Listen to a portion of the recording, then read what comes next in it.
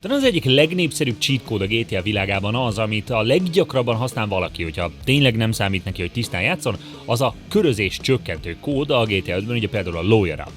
Ez tényleg olyan, hogy már épp jöhetnek rád a rendőrök, amikor... De mi történik utána? Tehát, hogy ez úgy néz ki, hogy egy rendőr kapott egy körözést egy emberre, aki utána menekülni kezdett, akár még rá is lőtt, a rendőr meg simán megfordul.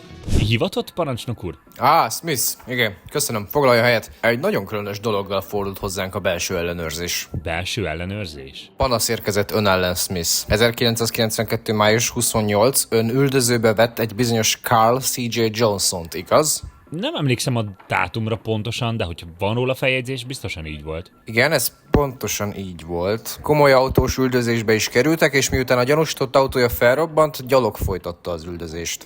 Igen, azt hiszem, emlékszem. És mi történt utána? Nos, hogy így kérdezi, nem is emlékszem igazán, talán sikerült elmenekülnie? Sikerült elmenekülnie. Igen. Utána futott egy sikátorba, aztán egyszer csak hagyta elmenni. Mintha a körözés nem is létezne. Miért? Hagytam elmenni? Ezt kizártnak tartom. Akkor mi történt? Miért nem fogta el a gyanúsítottat, Smith? Nem tudom. Bárhogy is. Kutatom az emlékeimet, egyszerűen nem tudok visszaemlékezni, mi történt. Csak nem egy bandában van velük. Tudja, mennyire a körmünkre néz a polgármester a korrupció miatt? Hogy magyarázom meg nekik ezt az esetet? Sajnálom, parancsnok, próbálok visszaemlékezni, de egyszerűen... Én sajnálom, Smith, de amíg a mélyre nem járunk az ügynek, fizetés nélküli szabadságra kell, hogy küldjem. Mr. Smith, próbáljuk meg akkor felidézni, hogy miért fordult sarkon, amikor a gyanúsítottat elfoghatta volna? Én próbálom, de egész egyszerűen nem tudom felfogni. Bárhogyan idézem fel az emlékeket, próbálom megérteni azt a pillanatot, amikor megfordulok, de mintha az agyam megpróbálná kizárni, érti? Mint hogyha valami olyan borzasztó dolog történt volna velem, hogy nem akarok emlékezni rá. Úgy érzem, mintha erőszakkal rám kényszerítettek volna valamit, és én semmit sem tehettem ellene, úgyhogy most nem vagyok hajlandó emlékezni rá, de mi van, ha van egy sötétebb oldalam? Mi van, ha van egy másik személyiségem, aki tényleg korrupt? Mi van, ha ő lépett előtérbe, és ő engedte futni ezt a bűnözőt? A mai nap az Unibet támogatásával megnézzük, hogyan is működnének a cheat kódok a valóságban, ha tényleg megtörténnének. Sziasztok, én Dani vagyok, vágjunk is bele! Nyilván az egyik fontos cheat kód, amiről beszélnünk kell, az a Sims pénzkódja. Mindenkivel előfordult, hogy próbálja játszani ezt az életszimulátort, de ugyanúgy, ahogy a való életben megelégeli, hogy mennyire lassú a fejlődés, mennyire lassan jön a fizetés, közben a számlákat is fizetni kell, de ő pedig már palotát építeni és nem akar ezzel szarakodni. A legelső Sims játéktól kezdve megtalálhatóak voltak a mindenféle játék könnyítő cheat kódok, és ezek közül messze kiemelkedett a gázszerelős kód, a Rosebud. Igen, most az első Sims játékról akarok beszélni, mert amúgy mint játékelemző vagy játékkritikus, a Rosebud az egyik legköltőibb, leggyönyörűbb kód a játék történelemben, mert amúgy gondolkoztál már azon, hogy miért pont Rosebud? A nézőközönség filmbrói valószínűleg hamar levágják, hogy Orson Welles legendás aranypolgár, vagyis Citizen Kane című filmjére utal a kód. Ez a film ugyebár egy nagy iparmágnás halálával indul, akinek utolsó szavát meghallja az arra járó takarítónő. Rosebud. A sztoriban végig egy újságírót követünk, aki próbálja megfejteni, miért is mondhatta azt ez a brutálisan kőgazdag milliárdos, hogy rózsabimbó, de végig nem sikerül rájönnie. Majd ahogy sikertelenül lezárja a kutatását, mi nézők látjuk az emléket, hogy miért is Rosebud az utolsó szava. Ez volt a neve a gyerekkori szánkójának, és halálának pillanatában a gyerekkori szánkózások voltak az utolsó emlékei, az utolsó igazán boldog emlékei, hiszen azóta hiába gazdag, hiába ért el mindent az életében, soha nem volt olyan boldog, mint akkor. És nem pont ugyanez a Sims cheat kódja? Megkapod minden pénzed, mindent, amit akarsz, bármilyen palotát megvehetsz, bármekkora nappalit, akárhány biliárdasztal, de te érted ezt el? Tényleg megkaptad ezeket?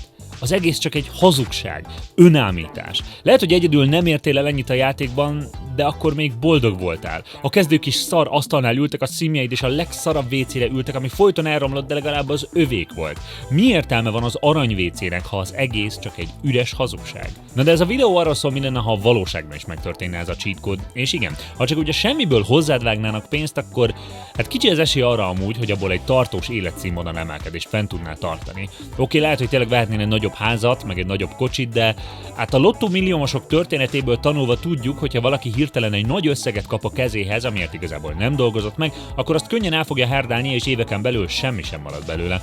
De a lottó az legalább jól visszakövethető. Ha valaki egy lottó 5-ös miatt lesz hirtelen gazdag, akkor jól látszik az a nyom, hogy ő először vett egy lottószelvényt, aztán kihúzták a számait, és szépen leadózta ezt az egészet. Hogy most az 5-ös lottót már nem kell adózni? Nem mindegy. Szóval a lényeg az, hogy így tiszta. De mi a helyzet a Rosebuddal? Komolyan azt akarjuk hinni, hogy a NAV, vagy nem tudom mi lehet a megfelelője a Simsben, a SAV, na jó, az más. Szóval a lényeg, hogy a Sims adóhatóságának nem lesz fura az, hogy az egyik család egyik pillanatról a másikra egy rakás pénzzel lett gazdagabb? Nem fogják megkérdőjelezni, hogy mégis miből vették ezt az arany vécét? Miből lett ekkora ez a ház?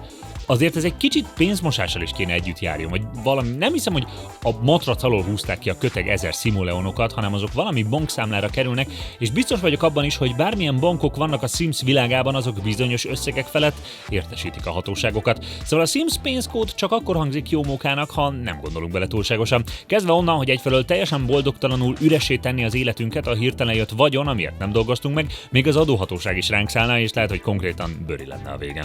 Tony Hawk Pro Skater játékok összességében amúgy bármennyire tűnnek irreálisnak, azért nem véletlen, hogy valós deszkásokról mintázták a játék főhőseit. Igen, vannak azért olyan helyszínek, amik köztérnek minősülnek, szóval kicsi az esély, hogy ennyire forgalommentesen lehetne deszkázni, de azért abban nincsen semmi fura vagy szokatlan, hogy van egy bazinagy medencékkel, félcsövekkel, mindenfélevel felszerelt gördeszka park, ahol sólyom Tony koptathatja a poliuretánt. Na de, a Tony Hawk's American Wasteland egyik ikonikus csalás módja volt a Moon Gravity, ami a nevéből is adódóan holdéhoz hasonlóvá tette a gravitációt a játékban. Ami tök fán, hogy nagyobbakat lehet ugrani, gyakorlatilag lehetővé válnak olyan pörgések, amik a valóságban soha nem lennének lehetségesek. Van vele viszont két nagy probléma is. Az első, hogy a gördeszkázás iszonyú nagy részt ugyebár abból áll, hogy teljesen összhangban vagy a gördeszká és a saját súlyoddal, ezért tudsz konzisztensen megfelelő mozdulatokkal, megfelelő magasságokat ugrani, és bár nyilván ez nem tudatos, de tudatalatt nagyon bonyolult számításokat végez az agyad, hogy megfelelőeket ugorjon, és hogyha nem sikerül, akkor minimális módosításokkal tökéletesítgesse. Azt akarja mondani nekem a játék, hogyha hirtelen, drasztikusan megváltozna a gravitáció, akkor is pontosan ugyanúgy tudna trükközgetni a legendás deszkás, csak magasabbra ugrana? Erről lehet vitázni, lehet gondolkozni, hogy vajon milyen lenne a valóságban, és lehet, hogy soha nem tudjuk meg. Vagyis de, mert hogy bizony sólyom Tony magasra repült, és Alex Jones homokival együtt felszálltak a Zero G repülőre, ami ugye egy nagy csapatszállító repülő belsejében a földhöz közel is tudja szimulálni a szabad esést, megfelelő emelkedő ereszkedő röppálya segítségével, és bizony itt ők ketten különböző gravitációs szorzók mellett próbálhatták ki a gördeszkázás élményét. Volt nyilván marsi gravitáció, súlytalanság és a játékokból is ismert holdgravitáció. És hát, mit te mondjak, nem igazán sikerült nekik szinte semmilyen trükköt úgy rendesen megcsinálni. Oké, persze közrejátszik az, hogy egy relatíve szűk helyen voltak a repülő törzsében, de azért egy Tony Hawk szerintem egy liftben is képes azért egy helyben legalább egy kickflipre, szóval legalább valami kis trükknek jobban kellett volna sikerülnie, és a videó alapján ez borzasztó nehéz volt ezzel a csökkentett gravitációval. De ez még csak az egyik fele a sztorinak. Abban nem gondoltunk még bele, hogy miért változik meg ennyire a gravitáció. Hirtelen lecsökkent valahogy a Földnek a súlya? Vagy esetleg pont az történik, hogy kiszakadt egy darab a Földből, pont az a darab, amin Tony is gurul, és ezért változott meg így a gravitáció? Azt hiszem mondanom sem kell, hogy ha a gravitáció akár csak egy rövid időre is megváltozna, az szinte mindent tönkretenne a Földön. Nyilván egy hold gravitáció mellett valószínűleg nem repülnénk el, de gondolj csak bele, mennyi gép működik a Földön, amik mind úgy vannak kitalálva, hogy a földi gravitáció mellett annak segítségével működjenek. Ha pedig ezek a gépek nincsenek, nem működik semmi, leáll a gazdaság. Már egy órányi ilyen gravitációváltozás is beláthatatlan következményekkel járna, és belegondolni abba, hogy mindez azért, hogy egy deszkás fiú magasabbakat ugorjon Kaliforniában, hát inkább nem. Az Age of Empires játékok gyakorlatilag egy letisztított formában voltak hivatottak bemutatni a mindenféle történelmi csatákat és háborúkat. És bár a legnépszerűbb játékmódokban véletlenszerűen csöppenünk egy-egy térképre, a játékok tartalmaznak történetmódokat is. Egész konkrétan, ha például az Age of Empires második részét nézzük, ott különböző legendás középkori hadjáratokon vonulhatunk végig. Dzsingisz Kán tatárjárása, a keresztes háborúk, Szent Johanna története, stb.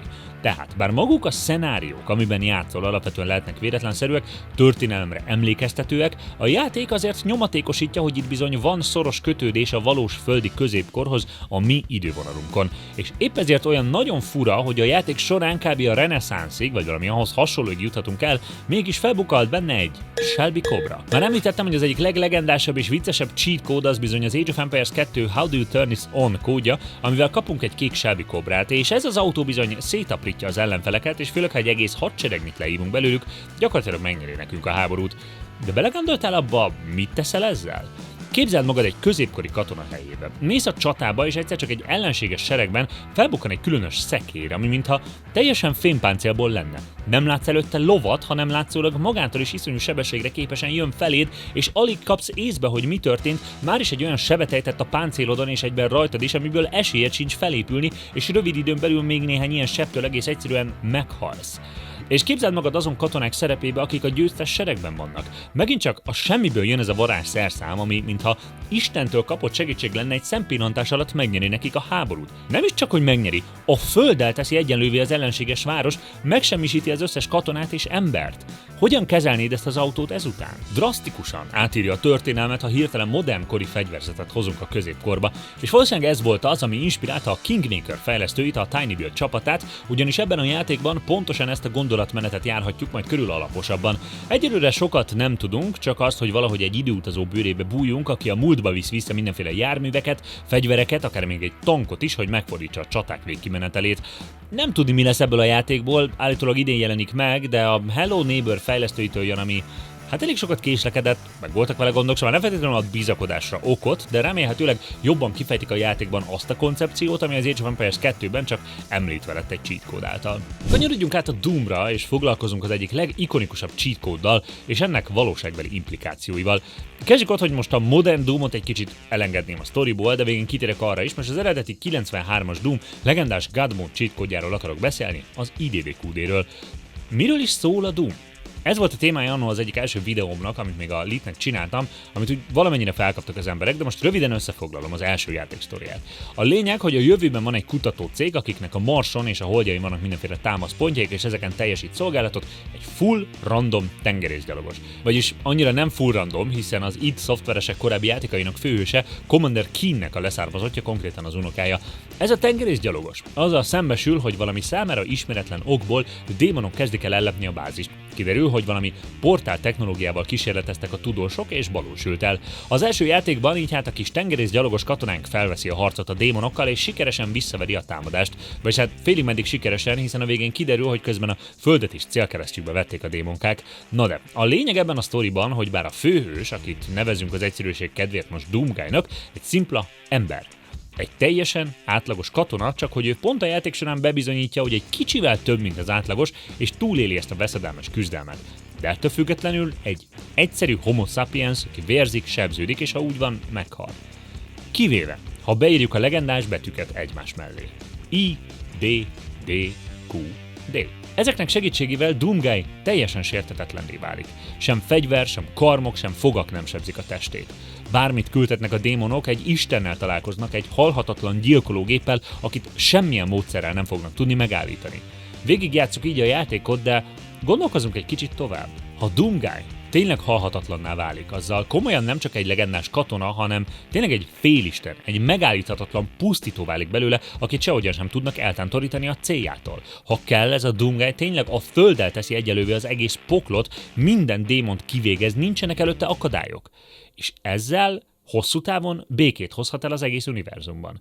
Mindenki, aki az emberek életére törne, azt elpusztítja. Nincs akadály a civilizációnk előtt. Egy új aranykor virrad az emberiségre a halhatatlan védelmezőnk árnyékában. A civilizációnk kiteljesedik, benépesítjük a galaxist. Aztán persze, amilyen az ember, biztosan nem marad örökké béke. Lesznek nézeteltérések, lesznek konfliktusok, lesznek háborúk. Tudjuk, hogy az ember legnagyobb ellensége saját maga. A halhatatlan félisten Doomguy felé néz mindenki támogatásért. Lehet, hogy lesznek, akik vannak annyira őrültek, hogy ellene mennek. Lehet, hogy elhiszik, hogy valami démoni erekével legyőzhetik, de az IDDQD erősebb. Doomguy halhatatlan. Nincsenek kivételek, nincsenek Achilleszinak. Doomguy fog nyerni. Bárki áll a másik oldalon. Végül az emberek talán eltűnnek. Talán más idegen fajokkal keveredünk, de Doomguy híre mindenütt elterjed az univerzumban. Mindenki tudja, hogy vele jóban lenni. Évezredek telnek el, aztán évmilliók. Doomguy még mindig él. Sebezhetetlen, halhatatlan. Lehet, hogy nem is akar már védelmező lenni. Annyi emberrel barátkozott már össze, annyi kapcsolata volt. Vagy mindenkire emlékszik, vagy nem emlékszik senkire. A csillagok szép lassan elkezdenek kihújni. Már nincs erejük felrobbanni sem, hogy új csillagok, bolygók alakuljanak belőlük. Az univerzum kitágult. Minden energia előbb-utóbb hővé vált. Hőhalál. Maximális entrópia. És valahol a sötétségben, az üres, kihűlt feketeségben, millió és milliárd letűnt civilizáció romjai közt még mindig ott van ő. Doomguy. A halhatatlan. Az IDDQD. Ez a következménye annak, ha Istent akarsz játszani. Ha azt hiszed, a sebezhetetlenség majd segít. Egyedül maradsz az univerzum legvégén, és senki, de tényleg senki sem marad ott, hogy megossza veled ezt a pillanatot, csak is a sötétség. Ebbe gondolj bele legközelebb, mielőtt csalni próbálsz. Ti gondolkoztatok már ezen, hogy hogyan viselkednének a cheat kódok a valóságban? Esetleg van olyan, amit néznetek egy ilyen folytatásban? Írjátok meg kommentben, vagy beszélgessünk a Discord szerveren, ez linket találsz a leírásban. Mint mindig most is segít, hogyha lájkolsz, kommentelsz, feliratkozol, követsz mindenféle egyéb helyeken, Instán, Trendzen, TikTokon, stb. Várok legközelebb is. A csatorna támogatója az Unibet.